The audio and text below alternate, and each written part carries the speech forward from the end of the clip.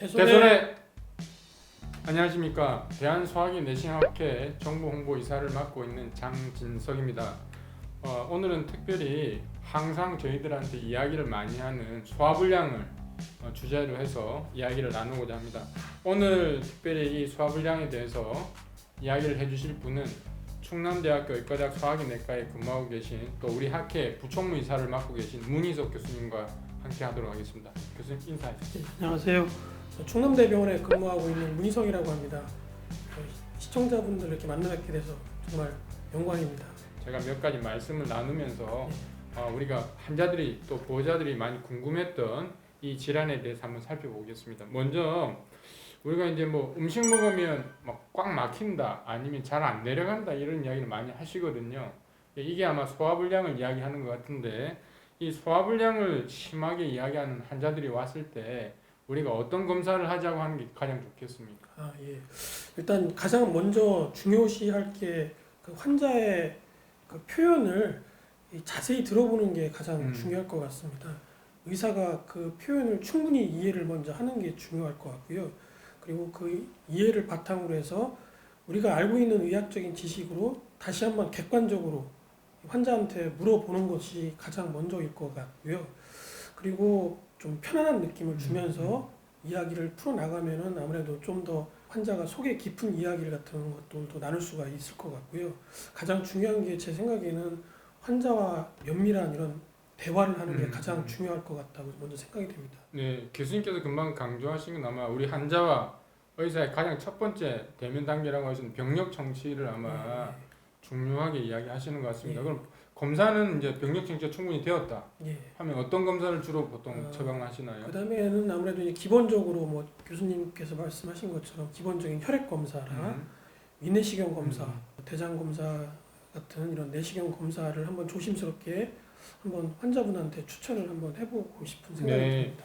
병력 청취와 함께 기본적인 검사부터 시작해서 많이 하는 위내시경, 대장 내시경 검사를 하자 그렇게 아마 이야기를 하시는 것 같습니다.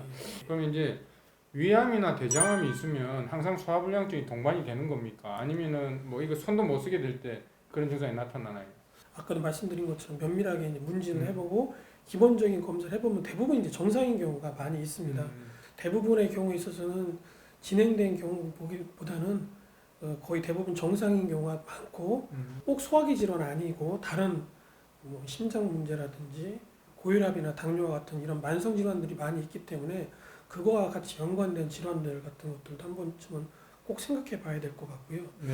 현대 사회에서 많은 스트레스를 받다 보니까 그런 신경정신적인 문제 같은 것들도 한번 가볍게 터치를 해주는 게 중요할 것 같다고. 그 이야기하시는 건 아마 과민성 대장 증후군이라든지 머리나 그다음에 우리 장 운동이 서로 아예 분리된 게 아니라 연관이 있다 그 말씀이신 거죠.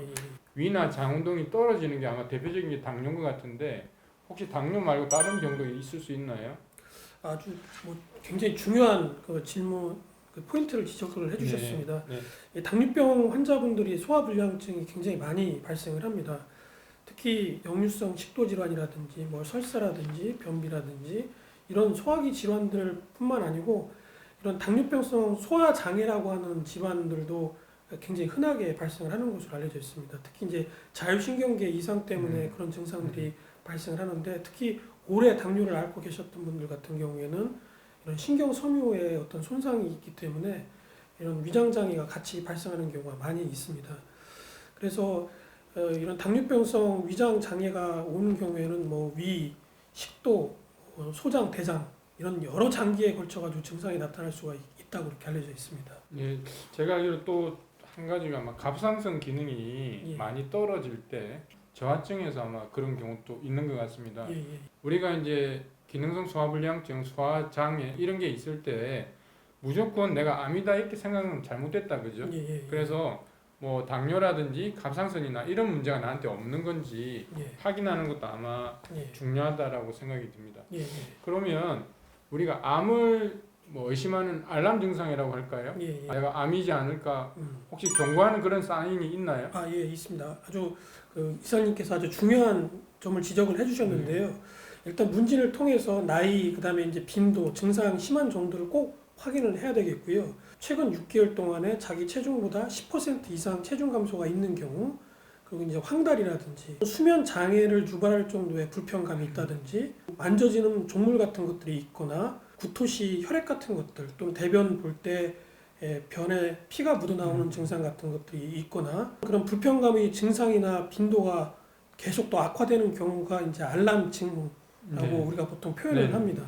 이런 징후가 있을 경우에는 반드시 내시경적인 검사 또는 초음파 검사와 같은 이런 영상학적인 검사를 같이 진행을 하는 것이 중요하다고 할 수가 있겠습니다. 네, 금방 교수님께서 이야기하신 것처럼 여러 가지 이제 알람 증상 같은 게 있으면 단순한 소화불량증이 아니라 암을 꼭 의심해 봐야 된다. 그러면 이제 뭐 내시경을 한다거나 CT 검사를 하셔야 되겠죠. 저희가 이제 내시경이나 CT 이야기를 많이 했는데 조형 촬영 같은 거는 도움이 전혀 안 됩니까? 이 진행된 경우에 있어서는 어느 정도 도움이 될 수 있을 거라고 생각이 되지만 초기 병변을 진단하는 데 있어서는 내시경이 가장 좋은 검사 방법으로 이렇게 알려져 있습니다. 오히려 놓치는 수도 있죠. 네네네. 그래서 이제 도형 촬영도 좋은 검사긴 하지만 대부분 이제 진행된 경우 또는 특별한 시술이 필요한 경우에 있어서만 이런 조형 촬영이 좀 도움이 되는 경우가 많고요.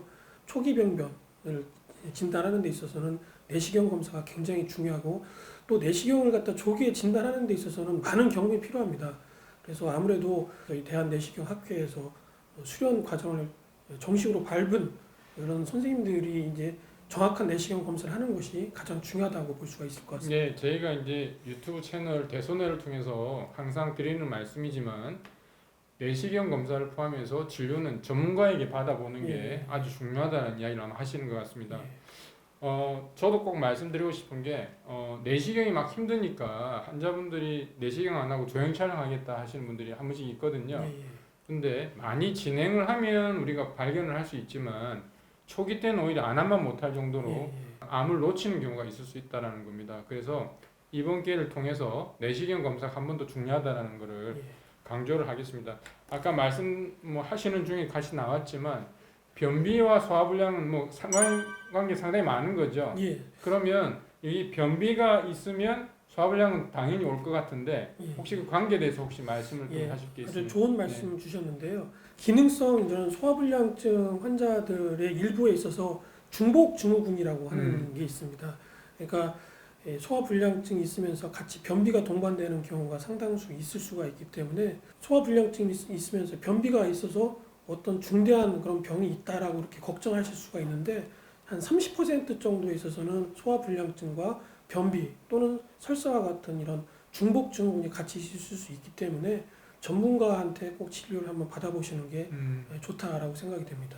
그래서 마지막으로 교수님께서 오늘 시간을 계기로 해서 평상시 진료실에서는 다 말씀을 못 하셨지만 이런 게 좋겠다라는 게 있으시면 한 말씀 부탁드리겠습니다.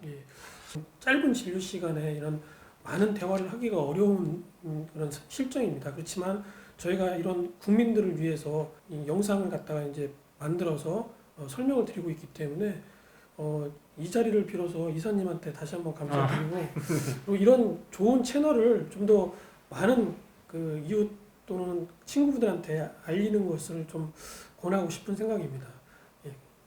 오늘 어렵다면 어려운 주제라고 할 수 있는데 소화불량증, 기능성 소화장애에 대해서 아주 친절하게 우리가 기초부터 꼭 필요한 검사 내용에 대해서 오늘 문인석 교수님께서 잘 설명을 해주실 것 같습니다.